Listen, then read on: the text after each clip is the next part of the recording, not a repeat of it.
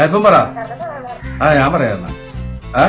23-ാം തീയതി 23-ാം തീയതി എന്റെ സിനിമ റിലീസ് ചെയ്യാനാണ്. ഡയറക്ട് ചെയ്തേക്കണ ആരാണ്? നീ ഞാനുണ്ടാവുന്ന നീയില്ല, ഞാനുള്ളത്. 23-ാം തീയതി അത് ഡയറക്ട് ചെയ്തേക്കണ ആരാന്നൊന്ന് പറഞ്ഞു കൊടുത്തേ. നമ്മുടെ മൂത്ത ആള് നാദിർഷ കേക്കാണ് ഡയറക്ട് ചെയ്തേക്കുന്നത്. ഞാൻ പറഞ്ഞാണ്. ആര് പറഞ്ഞു? എപ്പ പറഞ്ഞു? നീ പറഞ്ഞൊന്നുമില്ല. കേക്കാണെന്ന് പറഞ്ഞ. അതിനകത്ത് ആരൊക്കെയാണ് അഭിനയിച്ചേക്കണത്? റാഫിക്കയുടെ മോനാണ് അതിന്റെ ഹീറോ, മുബിൻ. അതുപോലെ അർജുൻ അശോകൻ, ഷൈൻ ടോ ചാക്കോ, കുറെ ആർട്ടിസ്റ്റുകളുണ്ട് അതിനകത്ത്. ഒരു പോലീസുകാരനായിട്ടല്ലേ ഞാൻ അഭിനയിച്ചാണ്.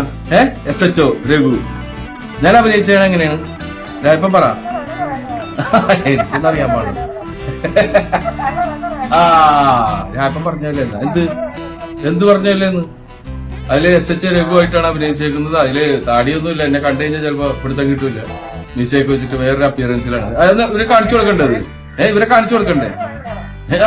രായപ്പൻ എന്താണ് രായപ്പ? രായപ്പ അപ്പൊ 23-ാം തീയതി പടം റിലീസാണ്. എല്ലാവരും കാണണം. കണ്ടിട്ട് അഭിപ്രായം പറയണം. അല്ലേ രായപ്പ? രായപ്പൻ പറഞ്ഞാലാണെങ്കിൽ എല്ലാരും കേൾക്കുള്ളൂ. രായപ്പനെന്ന് പറഞ്ഞേ. എല്ലാരും പടം കാണണമെന്ന് പറഞ്ഞു. ഇതെന്ന് പറഞ്ഞേ രായപ്പ. സിനിമ കാണണമെന്നൊന്ന് പറഞ്ഞേ രായപ്പ. ഒന്ന് പറഞ്ഞേ. കാണണോട്ടാ, എല്ലാരും കാണണേ. രായപ്പൻ പറഞ്ഞിട്ടുണ്ട് അല്ലേ? അതുപോലെ ഈ വൺസ് അപ്പോൺ എ ടൈം എന്നുള്ള സിനിമയില്